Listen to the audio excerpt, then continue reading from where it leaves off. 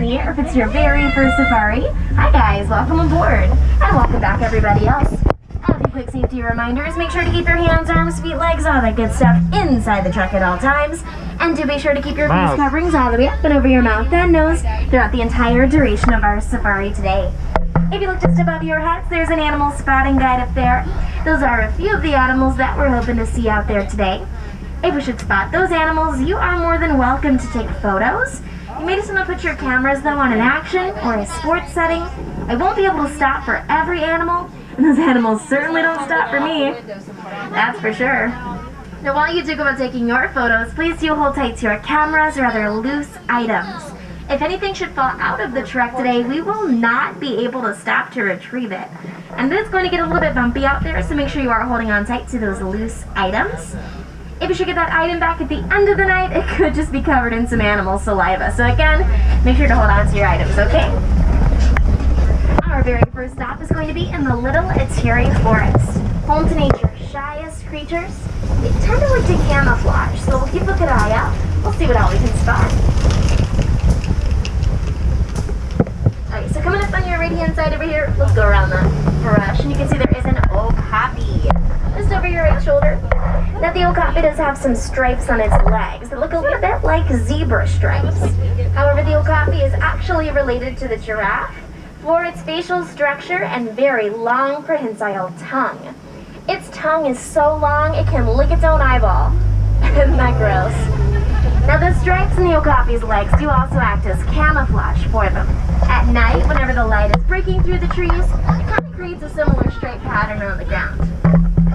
You guys see that long prehensile tongue I was talking about there too? Well, for a second there. Alright, well up ahead of us over here, we'll see there are some orange antelope on the top of the hill. Coming up on your right, just up here. Now those are going to be some bongos on your right hand side. Bongos are known as the ghost of the forest because they're usually pretty good at hiding, which they are not demonstrating for you right now.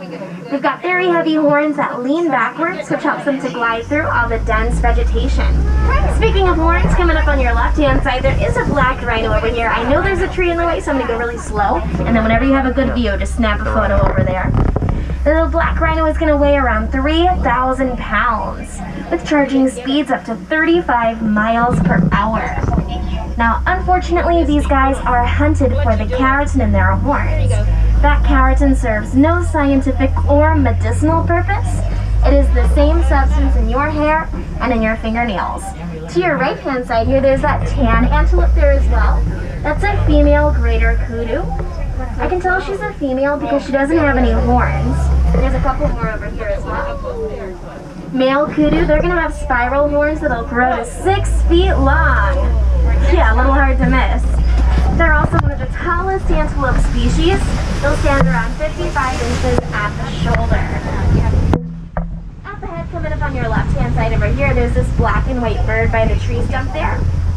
That's a saddle-billed stork. Believe it or not, when saddle-billed storks stand all the way up, they can stand up to 5 feet tall. Yeah, with a wingspan of 9 feet in length. That's actually the width of our truck, to give you a good idea. So all the animals around here are a lot larger than they look. We're actually pretty high up right now. The armrests on the sides of the truck, that is 6 feet off the ground. So keep that in mind when we're looking at these animals. We are looking down at them. Now we're heading into the Safi River, where we'll have to keep a close eye on the water. See if we can spot anything just beneath the water's surface. Oh, and I already spot up ahead of us over here, there is a hippo hanging out over here. We'll see coming up on your right-hand side. Now hippos, they're going to stay in the water just like this to keep themselves from overheating. They can actually stay completely under the water for over 8 minutes at a time. I'm going to pull forward here because to your left there's a bloat of hippos. When you see hippos all together in a group like that, they are called a bloat. Hippos are going to communicate in wheeze honks.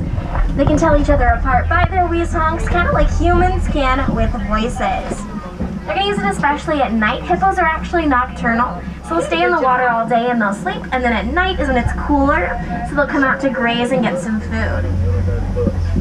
Up ahead here on your left, there's also lots of very large white birds on the island. These are some pink-backed pelicans. Pink-backed pelicans get their name from the pinkish coloration that they'll get during mating season, sort of like they're blushing. They also have a wingspan of 7 to 9 feet in length, which again, also the width of our track.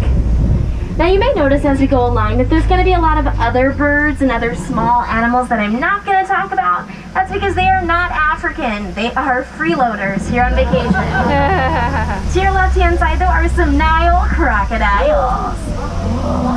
Now the Nile crocodile will grow over 16 feet in length. Make sure to stay all the way seated back there for me, friends.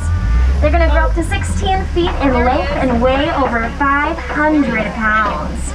Their strong jaws crush the bones of their prey, which could be anything from small fish to, well, you know, just about anything that crosses in its path. And on that note, let's get out of here, shall we?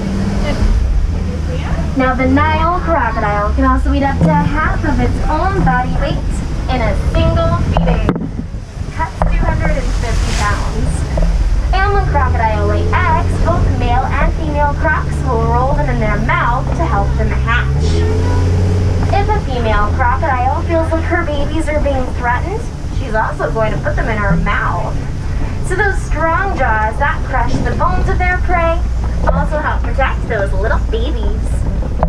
Alright friends, this here coming up is actually my favorite view of the whole safari.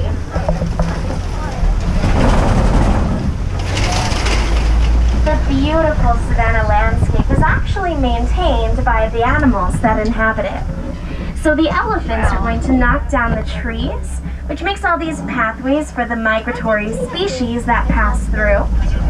Giraffe are going to prune the trees, and the antelope will mow the grass. Did they train us? Now you're going to notice that the savanna is very flat, with very little trees. So of course you're going to be able to see a lot of animals that are very far away, particularly some very tall ones. We're going to wait to chat about those animals till we get a little bit closer and have a better view. The savanna is also going to stretch on for miles and miles around here, and most of the animals are migratory, which means there's a pretty good chance you may see some animals more than once. Oh, to your left-hand side here, these are some African wild dogs. There's a couple right here, and then there's one up ahead in the cave. Now, these are not hyenas, though they do look very similar. They're actually not related. African wild dogs are very successful hunters, so they work together as a pack, and they take down their prey by tiring them out. They will hunt their prey to the point of exhaustion, and they are successful 90% of the time. And they are very cute, but you would not want to have one of these guys as a pet. Now, they're actually one of the most dangerous animals out here, if not the most dangerous, so maybe make a pros and cons list beforehand. Probably be a good idea. Oh, coming up on your left here, these are some Ankole cattle. Whoa! Now, the Ankole cattle have these very large horns on their heads, and these large horns are going to act as a cooling system for them. So their blood is going to circulate through those horns, which disperses the heat to keep them cool. Now those horns, they do look very heavy, but they're actually quite hollow on the inside, so they don't really weigh a lot at all. Now the Ankole cattle are also the only domesticated animal that you're going to find here on the reserve. That just means you'll never find an Ankole cattle in the wild. Now they're also known as the Watusi cattle, after the Watusi tribe who originally domesticated them. Now I said that you'll never find them in the wild. Well, you'll also never find them in the meat trade.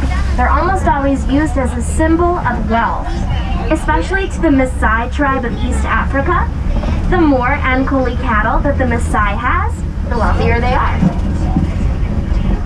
Yeah, at night they're going to keep them in this thorny brush fence called Maniata or Boma, which means safe place. Well, coming up on your right-hand side, lots of tiny itty-bitty little antelope over here. Kind of look like s'mores on legs. Yeah, those are some springbok. Those are not babies. Those are adult springbok. They only grow to be around 3 feet tall. But believe it or not, they're the third fastest land mammal. So whenever they're pronking, which is like leaping or jumping, they can go up to 55 miles per hour. Yeah, that's almost as fast as a cheetah. Up ahead, playing a game of hide and go seek over here, there is a giraffe. But first I also spot there's a sable antelope up on the top of the hill by the bushes there. A dark brown antelope at the very top of the hill is a sable antelope. They use their antlers to defend themselves against predators like lions that could pounce upon them. And then a giraffe playing hide and go seek over here. Very much blending in with the palm trees. Oh, yeah. The giraffe are going to tower 18 to 20 feet tall. Whenever a baby giraffe is first born, it'll stand about 6 feet tall. So remember, the armrest on the sides of the truck is 6 feet off the ground. So that's where a baby giraffe will stand about. Up ahead of us over here, we're going to see there are some zebra and some wildebeest and, of course, several more giraffe up ahead. The zebra over here on your right are some Hartman Mountain zebra. They're going to be black with white stripes, and no two zebra will have the same stripes, as they are unique like a fingerprint. Also behind the zebra, lots of white-bearded wildebeest over there. White-bearded wildebeest migrate in herds up to 1.5 million and travel 500 to 1,000 miles every single year. At night when they go to sleep, they actually sleep in rows. If any predator should come upon them, they can jump straight up, take off running in the same direction. It's actually pretty smart. Alright, now the giraffe are headed up this direction, so we'll see them coming up on your right, and hopefully not in front of us. We don't need a giraffe jam today. Alright, here we go. Two babies coming up on your right. Now these babies, they're a little over a year or two old, so they're not quite that 6 feet tall anymore. They are getting much larger now, but they are still babies. Now these are some Maasai giraffe, and I can tell by the patterns on their coats. Maasai giraffes sort of have splotchy dark spots, but if you look above your head to the animal spotting guide, you'll see a reticulated giraffe up there. Those dark spots are much more defined, you can see, and much closer together. Giraffe only sleep for about 30 minutes a day, and they'll spend the rest of the day eating. They are constantly eating 20 hours a day. Alright, to your right-hand side here is a fallen tree, which is a very good sign we are heading into elephant country. And I see two elephants. One of them is to your right, through the greenery right there, past the trees, which we can see a bit better when we go around the watering hole up ahead. And then there's another one hanging out over here, which we might get a better view of in just a little bit. Let's see. Oh yeah, up ahead to your left, there are some monkeys hanging out around over here. They're kind of back towards the back. Some of them are going behind the bushes, but there's one on top of the rocks, in the middle of the trees over here. These are all mandrills. Mandrills are, oh, there's the baby on the other side of the rocks right there. You can see there's one holding a baby. Oh, look at the baby. Yeah, so small. But anyway, mandrills are one of the largest monkey species. The males are going to weigh around 100 pounds. And they're also going to have this red and blue coloration on their face that gets brighter as they get more excited. If you look out to your right, you can get a good view of that one elephant out over there. The one that we saw before, and then there's another elephant hanging over here, but it looks like they might have been walking in this direction, so I don't know how good of a view we're going to get of this one. Let's see. Oh yeah, just walking out of view. We can see over your right shoulder, the back side of that elephant there. Alright, now I think this is a bit of a smaller female herd hanging out around over here. Female herds are typically much larger, comprised of all the females, and they're young. So they're typically going to be led by a matriarch, the oldest and the wisest of the herd. She can remember where she's been, even if it's been decades since she's been there. So she'll know all the best watering holes. We are going to go see if we can find any more African elephants up ahead. So hopefully we'll either spot that larger female herd or maybe a single male elephant. Male elephants are a bit more solitary. They're going to hang out all by themselves. However, sometimes they do form bachelor herds with 2 or 3 males. To your left and right here, this is some red clay. Now, elephants, they actually eat this red clay. It provides a lot of nutrients for them. They also use the red clay kind of like a natural sunscreen, along with sand or soil or mud. And there are some males up ahead over here. I can tell immediately because they always do this. They are fighting for dominance. Coming up on your left-hand side, we'll see 2 younger males, and then the adult male, the African bull elephant, hanging out way in the back, and we'll see him better from the front in just a second. Where are these guys going? Oh yeah, there they are. You can see over to your left. And then we'll get a better view of that adult male up ahead. Now, farmers in Kenya have actually learned elephants are afraid of the sound that bees make. So they're going to put beehives or beehive alarms surrounding their fence lines. This is going to protect their farmland from elephants trampling it, but it also protects the elephants from being hunted. One elephant is killed every 15 minutes. But we're doing absolutely everything in our power to protect elephants all around the world. Now, I talked a little bit about how elephants will use red clay or sand or soil as a natural sunscreen. They'll use their trunk and fling it onto their backs. Well, another way that they can cool themselves down is by flapping their ears. They can lower their body temperature by 10 degrees just by flapping their ears. I know, I wish I could do that. They're very useful here in Africa. But of course, just like most animals, elephants can also cool themselves down by heading over to watering holes like this one here, where they might get a drink of water, they might splash it onto themselves, or even just dive right in. They actually love to go swimming. Looks like also hanging out at the watering hole over here are some greater flamingo. Now the greater flamingo are the tallest and the lightest pink of all the flamingo species. So they get that pink coloration from the brine shrimp that they eat. It is packed full of beta-carotene.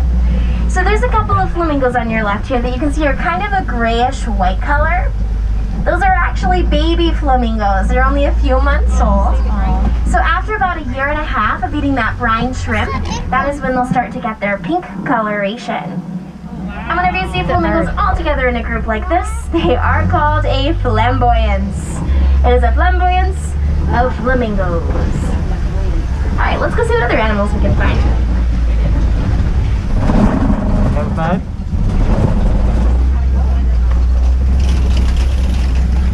Alright, so over here on your left, out in the middle of the grasses, there's this very big wallow of mud.